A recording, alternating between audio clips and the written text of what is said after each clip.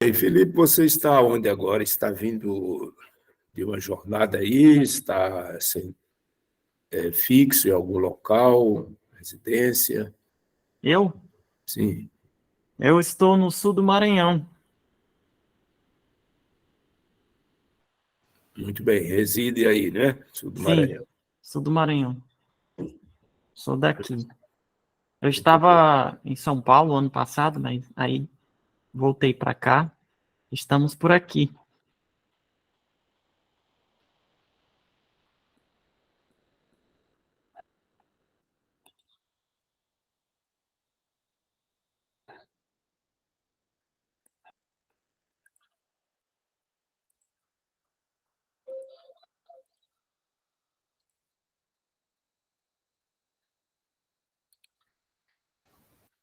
Muito bem. Ó, Floresça está plantado, né? está aparecendo aí? Sim, Foi, para um certo. momento como este. Aham. Escolhi esse tema para a nossa meditação hoje, para a nossa introdução. Bem, primeiramente, irmãos, gostaria de agradecer aqui mais uma vez ao convite dos irmãos aqui do canal Conectar, na pessoa da irmã André também pelo convite. Somos muito gratos a Deus por este canal, por este meio, né, que Deus nos concede de estarmos juntos, né, em comunhão uns com os outros através deste canal. E oremos em nossos corações para que possamos aprender, né, mais de Deus. E precisamos, né, aprender mais, cada dia mais, a vontade do nosso Senhor em nossas vidas, para que a gente possa crescer e assim cumprir, né, esse propósito que Deus tem para as nossas vidas como um povo, como igreja. Irmão Felipe, a Poliana está perguntando qual a cidade do Maranhão, né? Talvez quer saber se você está próximo a... Você é lá Ah, do Maranhão também? eu fico em Balsas. Balsas. Ok. Uhum. Já é um pouco para quase próximo do Tocantins. Então vamos dar início aqui, irmãos, ao nosso estudo. Como a gente está no fim de ano, né? Então eu decidi escolher essa meditação para nós nesta manhã. Aí está projetado para um momento como este. Mas no decorrer do estudo, a gente vai entender o porquê deste tópico, deste tema. Bem, não sei se todos estão com Bíblias aí, mas seria importante quem tiver abrir. Esse é um texto muito conhecido, eu acredito que todos aqui que estão presentes conhecem bem esse texto. Mateus 24, versículo 14. Se você tiver Bíblia aí, quiser acompanhar conosco. Mateus 24, 14, ele é um texto muito utilizado, acredito que por todas as igrejas cristãs, por nós adventistas. E ele está em Mateus capítulo 24, versículo 14, diz assim, ó. E este evangelho do reino será pregado em todo o mundo como testemunho para todas as nações. E então virá o fim.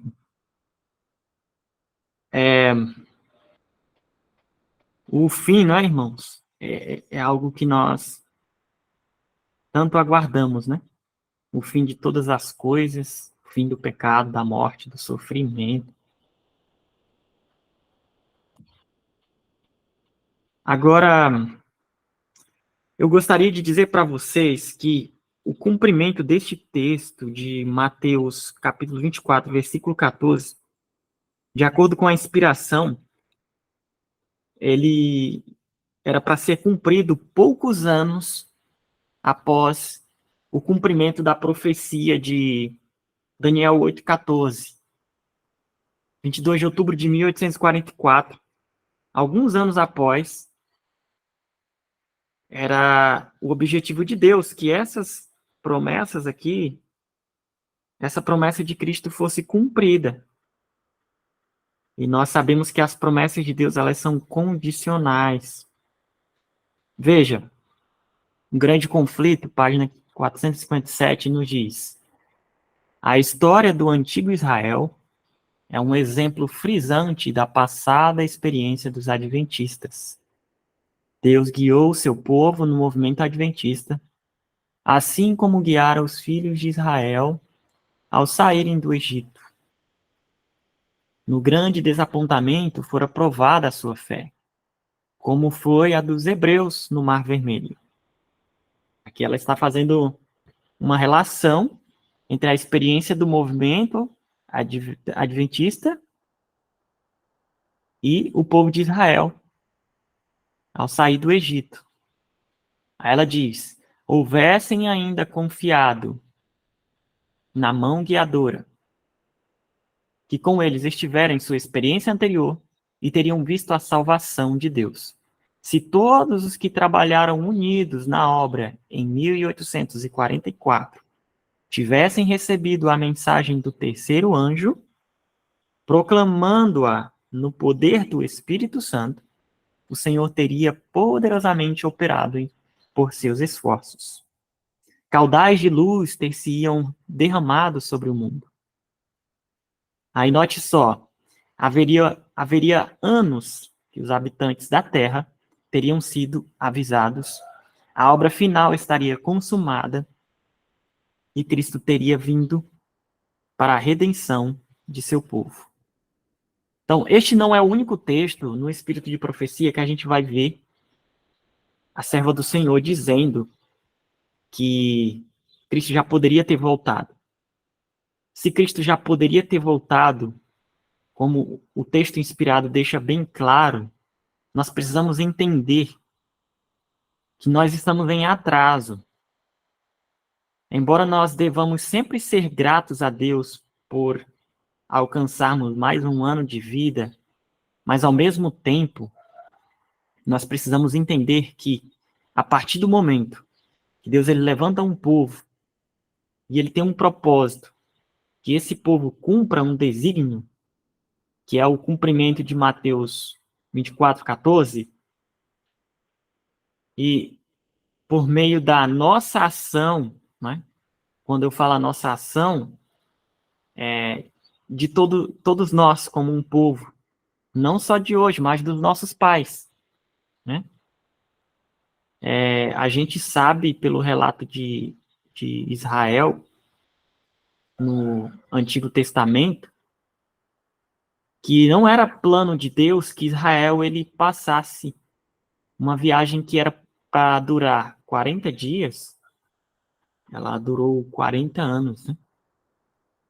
Então, é sempre importante a gente lembrar que, embora devamos ser gratos a Deus pelo que Ele fez por nós e pela misericórdia dele em nos preservar,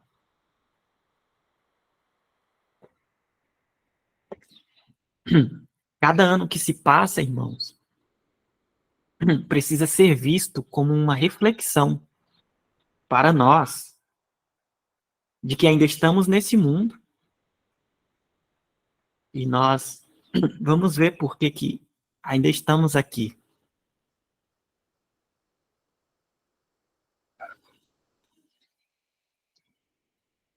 Veja só, eu fiz umas contas de 1844 até hoje, exatamente hoje, sexta-feira, acho que hoje é 29, né? 29 de dezembro de 2023. Desde 1844 até hoje, contando com os anos bissextos, nós temos 65.377 dias e 9.338 sábados. Nós vemos que, ali pelo texto inspirado, que logo após 1844, alguns anos depois, poucos anos, era o propósito de Deus que aquele povo finalizasse a obra.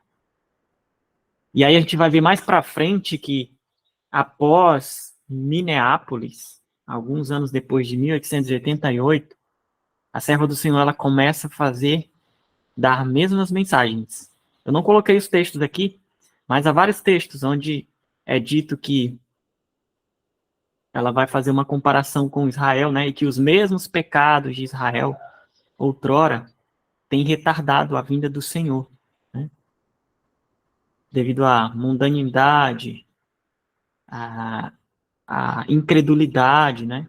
Vamos, se você tiver com a Bíblia aí, só para a gente refletir, eu acho que seria bom a gente até ler. Vamos ler o capítulo 14 de Números. Ele nos traz muita lição sobre essa experiência de Israel e como ela se aplica ao Israel moderno. O capítulo 14, ele começa logo após ali Israel ter atravessado o Mar Vermelho, e Israel no deserto. O verso 1 diz assim, ó, capítulo 14 de Números. E toda a congregação ergueu sua voz e clamou, e o povo chorou naquela noite. E todos os filhos de Israel murmuraram contra Moisés e contra Arão. E toda a congregação lhes disse. O que eles disseram? Quisera Deus que tivéssemos morrido na terra do Egito, ou quisera Deus que tivéssemos morrido neste deserto. Aí lá no verso 10, diz o seguinte, mas toda a congregação disse que os apedrejassem, e a glória do Senhor apareceu no tabernáculo da congregação, diante de todos os filhos de Israel. Então, esse pedido de apedrejamento era para os espias, né? A gente sabe que foi mandado 10 espias, e 2 voltaram com boas notícias. Eles disseram que era possível chegar à terra, mas houve incredulidade e até rebeldia mesmo por parte do povo. E o povo não aceitou. E a gente vê que a mensagem que era dada, dizendo de que era possível chegar até a terra, ela foi rejeitada. E os mensageiros foram escarnecidos, né? E a gente pode fazer até um contraste aqui com a nossa história, né? A história de Minneapolis, ela é uma ilustração muito clara disso. E hoje nós vemos que Deus está dizendo que é possível, né? Deus ter um povo preparado para entrar na terra. É possível um povo santo, né? É possível um povo que triunfe sobre o desânimo, que triunfe sobre a tentação, que triunfe sobre o pecado. Embora os gigantes da terra prometida, né, pareçam grandes, impossível de serem vencidos, nos foi dado a promessa de que é possível chegarmos à terra. Então, irmãos, nós precisamos entender que nós estamos em atraso e não é privilégio para o povo do Senhor comemorar. Passa anos e anos, e nós aqui neste mundo de pecado ainda, alguns chegam até a comemorar, né, nossa data de aniversário de existência como igreja, mas nos planos de Deus, isso é um atraso. Não era da vontade de Deus que estivéssemos aqui até hoje. A gente vai ver isso. Veja, por 40 anos, a incredulidade, a murmuração e a rebelião excluíram o antigo Israel da terra de Canaã. Os mesmos pecados têm retardado a entrada do Israel moderno na Canaã celestial. Veja, os mesmos pecados. Em nenhum dos casos houve falta da parte das promessas de Deus. É a incredulidade, a mundanidade, a falta de consagração e a contenda. Então, note os pecados: incredulidade, mundanidade, e a falta de consagração e o que mais? A contenda entre o professo povo de Deus, que nos tem detido neste mundo de pecado e dor por tantos anos. Então, irmãos, para a gente entender esse assunto, uma primeira coisa que a gente precisa ficar muito claro na nossa mente, é que nós não cremos em um Deus calvinista, um Deus que determina todas as coisas pela sua soberania, que independente da vontade, da escolha humana, as coisas devem acontecer da forma como ele quer, independente da sua ou da minha escolha. Essa é a visão de um Deus calvinista, mas nós não cremos em um Deus calvinista. Pelo menos não deveríamos crer. Precisamos entender que todas as promessas de Deus são condicionais. Muitos hoje têm muita dificuldade de entender que nós estamos em atraso justamente por isso. Porque olham para um Deus como um Deus que está assentado em seu trono, estático, que não se move no tempo, e que os seus planos não podem ser frustrados pelo seu povo. A própria experiência de Israel é uma prova muito clara de que as nossas decisões, elas afetam sim o plano de Deus. Então, isso é algo que precisa ficar muito claro na nossa mente. Não há decreto incondicional da parte de Deus. Então, veja. Eu queria agora... a gente vai se demorar agora neste momento sobre um testemunho da crise iminente que eu vou mostrar para vocês. Esse texto, quando eu li a primeira vez, foi algo, eu confesso que foi algo novo para mim. E nós até comentamos, né, aqui que nós temos sempre algo novo a aprender.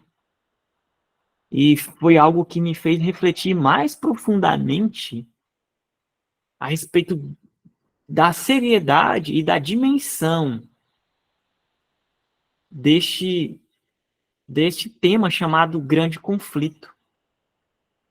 Nós vamos entender, a partir da leitura destes textos que eu vou projetar para nós aqui, o texto que a gente vai ler agora é uma carta que a irmã Ellen White enviou para o pastor Olsen em 1892. Pastor Olsen, na época, era presidente da Conferência Geral.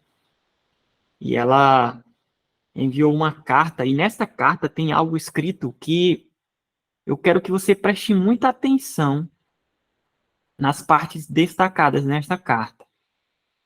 Se encontra em manuscrito 27.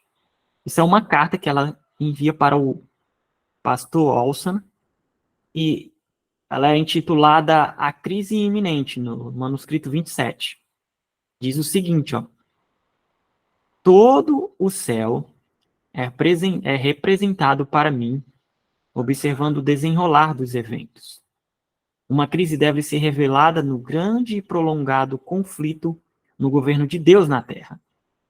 Algo grande e decisivo está para acontecer, e muito brevemente. Se houver demora, note bem, isso em 1892. Se houver demora, o caráter de Deus e seu trono ficarão comprometidos. Bom, irmãos, se você está lendo este texto agora, eu peço que você pare um momento, fixe nessa frase, reflita por alguns segundos nela. Se houver demora, o caráter de Deus, o caráter de Deus e seu trono ficarão o quê? Comprometidos. No inglês, essa palavra comprometidos é compromised. Compromised. Você sabe quais que são as palavras sinônimos para compromised no inglês? É weaken, de enfraquecimento. Risk. Em outras palavras, o trono de Deus estava em danger. Em danger, no inglês, é perigo. Então, aqui ela está dizendo que o trono de Deus poderia ficar comprometido pela demora.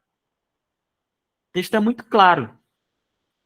E é difícil para nós que estamos acostumados a pensar apenas na perca pessoal, né? Chegar a pensar na perca de tudo que existe.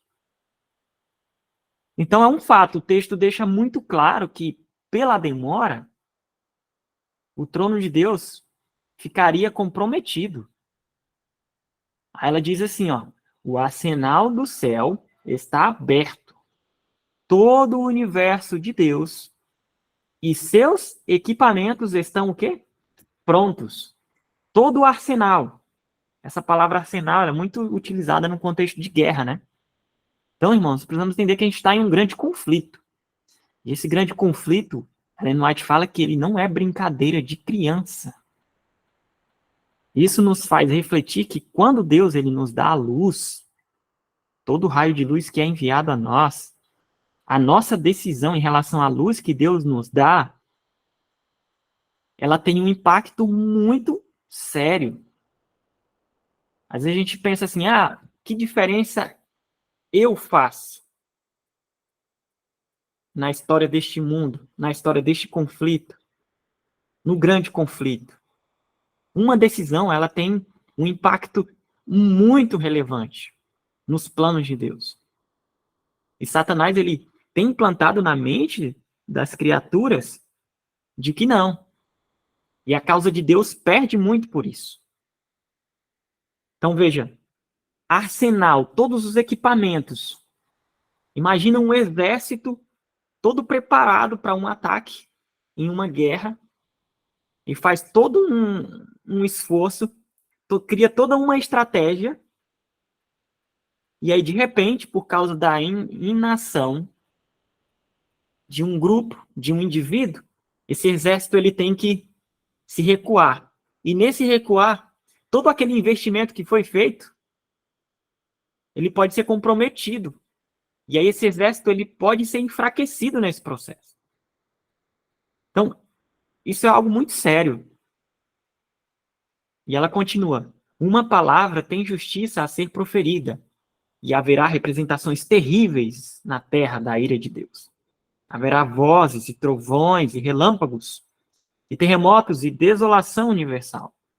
Cada movimento no universo do céu deve preparar o mundo para a grande crise. Agora, algo muito interessante é que esta citação, essa carta da irmã White, de 1892, quando ela envia para o pastor Olsen, ela é repetida naquela grande conferência muito importante também que aconteceu logo após Minneapolis, que foi a conferência de 1893. E naquela conferência, o pastor Jones, em uma de suas pregações, ele faz uma citação e um comentário sobre esta carta direcionada ao pastor Olsen. E ele comenta o seguinte: este texto que nós estamos lendo, você pode encontrar ele lá na página 62 do livro A Mensagem do Terceiro Anjo. E aí o pastor Jones, ele comenta o seguinte: estamos comprometidos com o Senhor e perante o mundo, que dependemos de Deus, que Ele ama seu povo, que Ele se manifesta em favor daqueles cujos corações estão voltados para Ele. Irmãos, há também aquela palavra terrível que toca aquele mesmo pensamento que nos veio da Austrália. Está no depoimento intitulado A Crise Iminente. O que isso quer dizer? Aí ele faz uma citação agora do trecho da carta. Algo grande e decisivo está para acontecer, e logo cedo. Se houver demora, o caráter de Deus e seu trono serão comprometidos. Ele faz a mesma repetição, ele está fazendo uma citação daquele texto da irmã White, que ela enviou para o irmão Olsen em 1892. E aqui ele faz esse comentário na Conferência Geral de 1893. E ele continua: irmãos, por nossa atitude descuidada e indiferente, estamos colocando o trono de Deus em perigo. Porque ele não pode trabalhar? Deus está pronto. Os obreiros de Deus não estão prontos? Mas se houver algum atraso, o caráter de Deus e seu trono ficam comprometidos. Irmãos, ele está fazendo uma repetição de novo. Então veja, o caráter de Deus e seu trono, duas coisas essenciais. O caráter de Deus e seu trono ficam comprometidos. É possível que estejamos prestes a arriscar a honra do trono de Deus? Irmãos, pelo amor do Senhor e do seu trono, saiamos do caminho. Vamos sair do caminho. E ele vai dizer qual que é a maneira de sair do caminho. A única maneira de sair do caminho de Deus é fugir para ele. Essa é a única maneira de sair do seu caminho. E é para lá que ele nos chama agora. E aí, por isso que a gente precisa da mensagem da justiça de Cristo. Porque nesse contexto, ele vai encaixar toda essa mensagem de como fugir para Deus. Como que a gente pode se preparar e sair do caminho para que a nossa atitude ela não impeça Deus de operar e que os seus propósitos possam ser cumpridos para este mundo. E esse texto ele foi tão relevante que dessa vez ele foi publicado mais tarde em um artigo da igreja no The Home Missionary, numa revista à época, e ele foi publicado por um outro pastor. Pois bem, o pastor comenta: vendo que tanto a besta quanto sua imagem estão traçando a linha. Aqui, só para contextualizar, a igreja neste período ela estava vivendo assim o cumprimento muito claro das profecias de Apocalipse 13, onde a marca da besta estava começando a se implantar. Deus estava preparando o seu povo, né? E como o povo estava começando a se preparar e Deus estava operando, então os eventos do mundo, eles estavam acontecendo, né? Aqui Jones já tinha ido no Senado em 1888 para discursar em prol da liberdade religiosa. Estava havendo um cerceamento de liberdades. Estava havendo uma movimentação muito grande no mundo, na igreja. Então ele comenta, esse artigo está comentando aqui dentro desse contexto.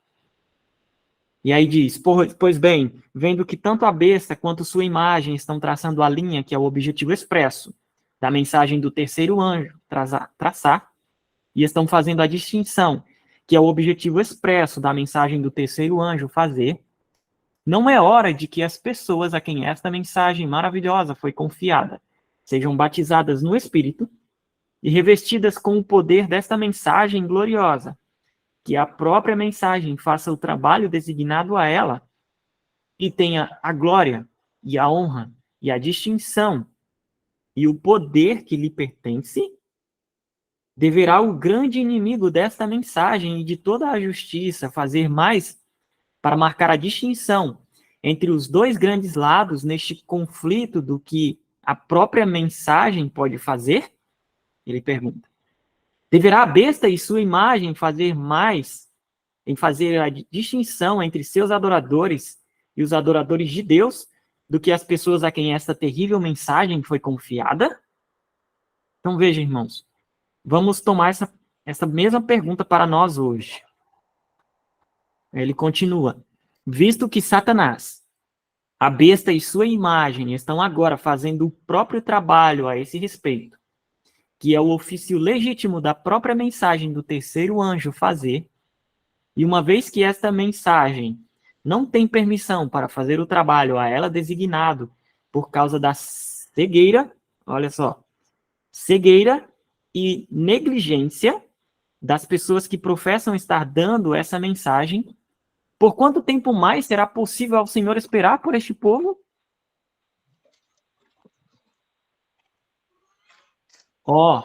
Este povo algum dia acordará? Ele pergunta. Será que eles despertarão para a obra poderosa que está acontecendo diante de nossos olhos? Agora ele vai fazer novamente a citação da carta da irmã White ao pastor Olsen sobre a crise iminente. Quase 2 anos atrás veio esta solene palavra. Se houver demora, novamente, o caráter de Deus e seu trono serão comprometidos. O caráter de Deus e seu trono serão comprometidos. Será que o caráter de Deus e seu trono serão colocados ainda mais em risco? Serão eles realmente comprometidos em esperar mais tempo por um povo que não acordará, nem virá em socorro do Senhor contra os poderosos? Irmãos, isso em 1893. E nós estamos aqui, 29 de dezembro de 2023. Irmãos, eu acho que nós precisamos mais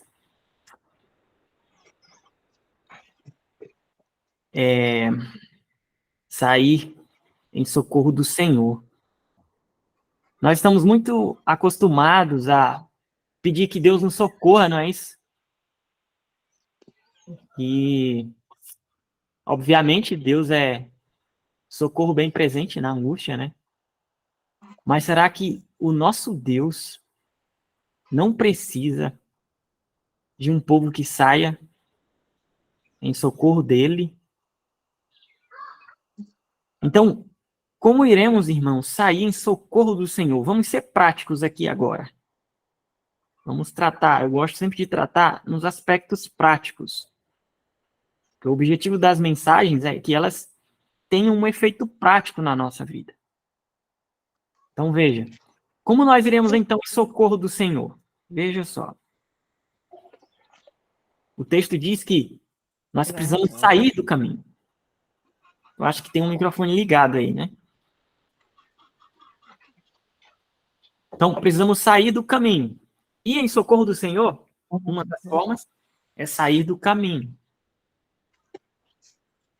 E como, irmãos, como então nós podemos sair do caminho? A única maneira de sair do caminho de Deus é fugir para Ele. Essa é a única maneira de sair do seu caminho e é para lá que Ele nos chama agora.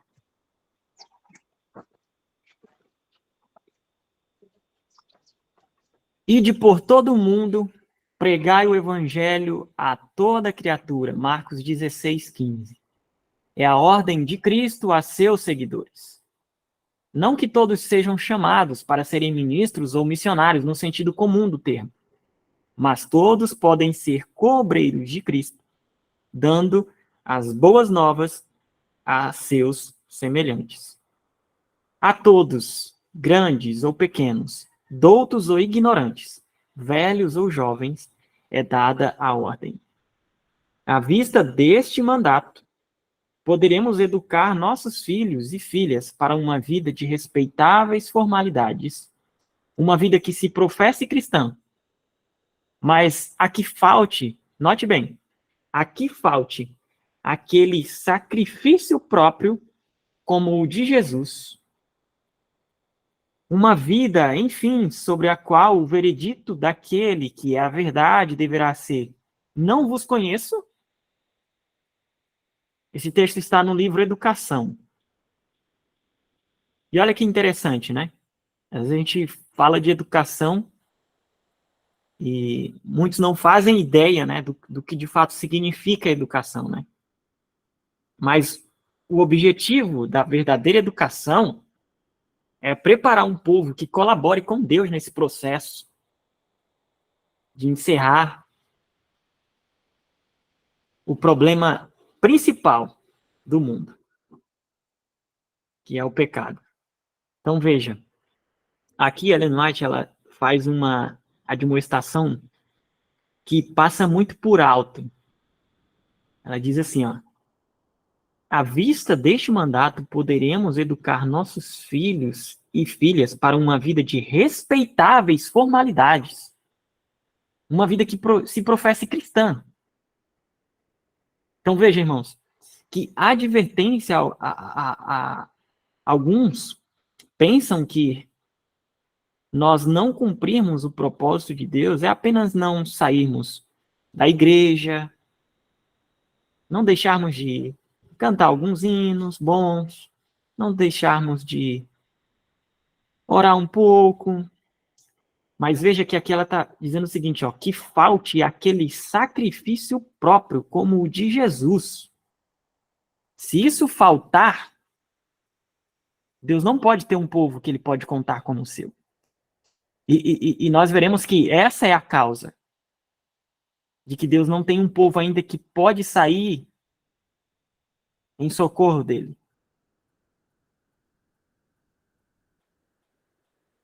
Ela diz, ó, milhares, não são poucos, milhares estão fazendo assim. Aqui ela não está falando isso para pagões, ela está falando para o povo de Deus. Julgam assegurar a seus filhos os benefícios do evangelho, enquanto negam, note bem essas palavras, negam o espírito do mesmo. Mais à frente, nos próximos estudos, nós trabalharemos só sobre o que significa o espírito do evangelho. Em termos práticos, o espírito do evangelho, em outras palavras, ele é apresentado na sua forma mais clara e didática pela obra médico-missionária. Por isso que a obra médico-missionária, ela é um assunto que a gente precisa conhecer mais profundamente e vivenciar na nossa experiência como povo. Precisamos saber o que é isso, como que a gente vive isso. A obra missionária, ela é o espírito do evangelho, que é o espírito de quê? Do sacrifício próprio. Mas para que isso aconteça, é necessário que isso requer de nós renúncia, abdicar de gostos pessoais, confortos, muitas coisas. Ela diz assim, ó, mas isto não pode ser. O que não pode ser? Negar o espírito do evangelho.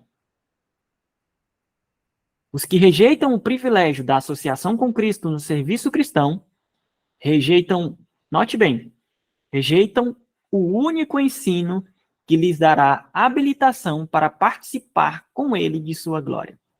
Ou seja, se nós queremos ser habilitados para participar com Cristo de sua glória, nós precisamos assimilar o espírito do evangelho. Muitos rejeitam o ensino que nesta vida concede força e nobreza de caráter. Como que nós rejeitamos? Quando nós educamos os nossos filhos apenas para questões temporais, quando a mera busca pela subsistência apenas torna o objeto supremo da nossa existência aqui neste mundo. E aí, quando isso acontece, quando os pais, por exemplo, eles educam filhos apenas para uma vida de mera formalidade, apenas que professe o nome de Cristo, isso nós negamos os nossos filhos à cruz de Cristo. Ou seja, não há salvação para nós, pois nós negamos o bem maior concedido, que é a cruz de Cristo. Hoje, Satanás ele conseguiu iludir tanto os cristãos de uma maneira tão séria que a gente se distanciou tanto de Deus que há um falso triunfo sobre a cruz, mas que a maioria não faz ideia do que de fato significa triunfar na cruz de Cristo. Irmãos, triunfar na cruz de Cristo é se alegrar em participar dos sofrimentos de Cristo. É renúncia. É por isso que graça barata ela é totalmente incompatível com o que de fato a cruz significa. Por mais que os cristãos exaltem e falemos da cruz e nos emocionemos com hinos que falam sobre a cruz, se a gente não assimilar o espírito da cruz, do que ela de fato representa para nós, estaremos tão perdidos como um pecador comum. Tão perdidos. Então quando isso acontece, quando filhos são educados apenas para uma vida formal, é como se a cruz de Cristo fosse negada, é isso que o texto diz. A cruz de Cristo é negada aos filhos. Viram demasiado tarde que os estavam assim entregando ao inimigo de Deus e do homem.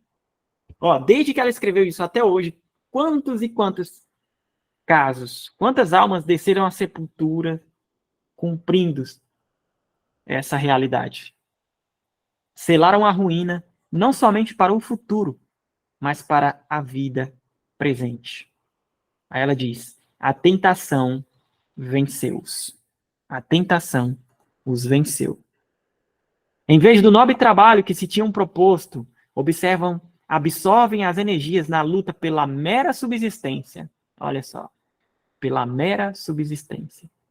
Depois de repetidas decepções, desesperados até ganhar uma subsistência honesta, muitos se atiram a práticas discutíveis e criminosas. Agora, eu queria que você prestasse bem atenção nesta última parte desse texto. O mundo fica despojado do serviço que poderia ter recebido. E olha só, e Deus é privado, note as palavras, Deus é privado. Há uma outra versão que fala assim, que Deus é separado. Deus ele é separado das almas que anelavam o quê? Erguer, enobrecer e honrar como representantes seus. Irmãos, a nossa decisão é muito séria nesse conflito. Você consegue entender qual que é o impacto de uma alma que não cumpre o propósito que Deus tem designado para ela? É por isso que eu falei lá no início, nós precisamos entender a natureza do livre-arbítrio. As nossas decisões, elas afetam. Deus, ele fica refém. Ele é privado. É isso aqui que a Leonardo está dizendo. Quando a gente não cumpre o propósito de nossa existência, propósito do qual fomos chamados, almas que Deus poderia salvar por meio de nós, elas são separadas. Deus é privado de erguer essas pessoas, enobrecer e honrá-las e colocá-las como representantes seus. Olha o quanto é sério isso. Poucos se dão conta disso. E às vezes a gente fala muito na igreja sobre roubar a Deus, né? Quando eu estive lendo esse texto, a conclusão que me veio é que quando a gente nega a cruz de Cristo para nós e para os nossos filhos, nós estamos roubando. Estamos roubando a Deus. Às vezes as pessoas pensam que a gente só rouba a Deus nos dízimos, nas ofertas, mas a gente rouba a Deus na própria vida que Ele nos dá, quando ela não é usada para a glória de Deus. Olha que sério isso. E Deus, como Ele é cavalheiro, Ele não força, Ele não impõe. A única coisa que Ele pode fazer é tentar nos convencer, e é isso que Ele vem tentando fazer desde 1844. Convencer-nos de que não há outro caminho a ser seguido, senão os caminhos, senão a proposta do Evangelho dada aos pecadores.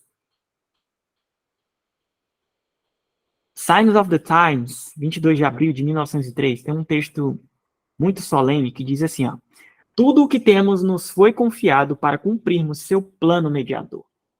Nós fomos trazidos à existência, note as palavras, porque éramos necessários.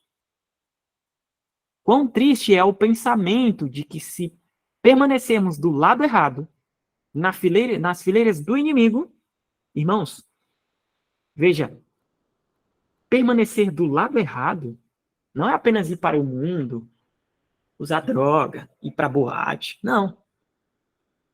É negar a cruz de Cristo. Não aceitar a participação com Cristo em seus sofrimentos. Nas fileiras do inimigo, estaremos perdidos do propósito da nossa criação. Então, nós perdemos e a causa de Deus também perde. Almas que poderiam ser ganhas para o reino de Deus, almas que poderiam ser exaltadas, redimidas, deixam de ser restauradas pela nossa indiferença, pela nossa mornidão. Então veja que o maior culpado de todos os problemas e mazelas do mundo, irmãos, somos nós quando não atendemos, quando a igreja de Deus não atende o chamado. A mundanidade, a falta de consagração, a contenda, a falta de consagração entre o professo povo de Deus é que tem nos retido neste mundo por muitos anos. E eu queria, irmãos, que nós saíssemos daqui nesta manhã com o seguinte pensamento, de que nós precisamos sair, irmãos, em socorro do Senhor. A gente está muito preocupado com a nossa salvação pessoal. Isso não é errado. Mas eu acho que se nós pensássemos mais do quanto Deus sofre pelas decisões humanas, eu acho que isso mudaria a nossa experiência como um povo. Tomar uma decisão ao lado de Deus teria um sentido muito mais nobre e elevado. É socorrer a Deus do sofrimento. Aqueles que pensam no resultado de apressar ou impedir o evangelho, pensam nisso em relação a si mesmo e ao mundo. Poucos pensam em relação a Deus. Todo o céu sofreu com a agonia de Cristo. Mas esse sofrimento não começou e nem terminou com sua manifestação na humanidade. A cruz é uma revelação aos nossos sentidos embotados da dor que, desde o início, o pecado trouxe ao coração de Deus. Todo o fracasso da humanidade em alcançar o seu ideal traz dor ao coração de Deus. Nosso mundo é uma vasta casa de moribundos, um cenário de miséria em que não ousamos sequer permitir que nossos pensamentos se demorem. Se percebêssemos como ele de fato é, o fardo seria terrível demais. No entanto, Deus sente tudo. Irmãos, todos os dias acontecem mazelas no mundo, sofrimento, morte, injustiça. E Deus sente tudo. Quando Cristo tomou a humanidade para si, por meio da sua encarnação, ele sente tudo que a humanidade sente. Este ano, a gente, aqui na minha família, a gente perdeu um tio muito próximo. Nunca tínhamos perdido alguém tão próximo assim da nossa família. E às vezes eu fiquei pensando, às vezes é necessário que tragédias aconteçam na nossa vida para a gente perceber que a única coisa que compensa para nós nesse mundo é nos entregarmos para Deus. E às vezes será preciso que tragédias aconteçam ao nosso redor para que a gente possa despertar a consciência de que o nosso único lucro nessa terra, que é colaborar com Deus neste processo de encerrar o sofrimento neste mundo. Mas Satanás ele tem sido muito bem sucedido, infelizmente, em colocar toda a atenção do povo de Deus naquilo que é temporal, material, e o eterno é deixado de lado. E aí aquela vida que exige uma renúncia, um sacrifício próprio, né? O abandono dos próprios prazeres, às vezes os próprios planos, que são planos formais, que em si nem talvez sejam corruptos, mas que talvez requer uma mudança de rota na nossa vida, a gente renuncia muitas vezes àquilo que não deveríamos renunciar e deixamos de renunciar ao que deveríamos renunciar, e Deus sofre com tudo isso, porque o sofrimento continua, o mal continua, e Deus sente tudo. A fim de destruir o pecado e seus resultados, Ele, Deus, deu o seu bem-amado e o colocou em nosso poder por meio da cooperação com Ele, para pôr fim a este cenário de miséria. Para pôr fim a este cenário de miséria. Irmãos, está em nossas mãos encerrar o estado de coisas neste mundo. Eu queria que nós saíssemos daqui hoje entendendo. Se não entendermos tudo, eu quero que você entenda uma coisa. Não pense que a sua decisão ao lado de Deus, ela não tem nenhum impacto nos planos do céu, do universo, deste mundo. Pois ela tem. Irmãos, pais especialmente, nunca diga para um filho seu que se ele não cumprir o propósito de Deus para ele, Deus vai colocar outra pessoa no lugar dele. Nós já ouvimos muito isso por aí. Irmãos, aquele propósito que Deus estabeleceu para o seu povo, aquele plano A, ele foi frustrado e Deus teve que fazer uma nova rota. E se a gente continuar neste mesmo ciclo, Deus terá que fazer uma outra rota. E até quando? Até quando? Deus terá que esperar como um povo, por um povo seu, que ele possa chamar de seu, como disse o pastor Jones. Até quando? Vamos sair, irmãos, em socorro do Senhor e aliviar o sofrimento do coração de Deus. Vou deixar este texto para nós, que está no livro Educação, página 263. A toda casa e escola, a todo pai, professor e criança, sobre quem resplandeceu a luz do Evangelho, impõe-se neste momento crítico a pergunta feita à rainha Esther naquela momentosa crise da história de Israel. Quem sabe se para tal tempo como este chegaste a este reino?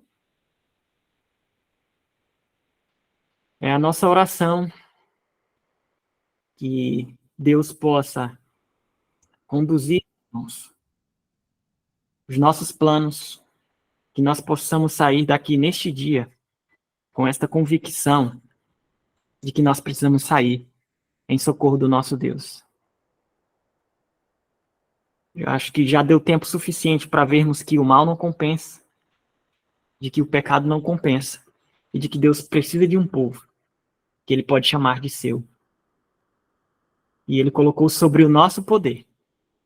O céu já está pronto, já esteve pronto em 1893, 1896.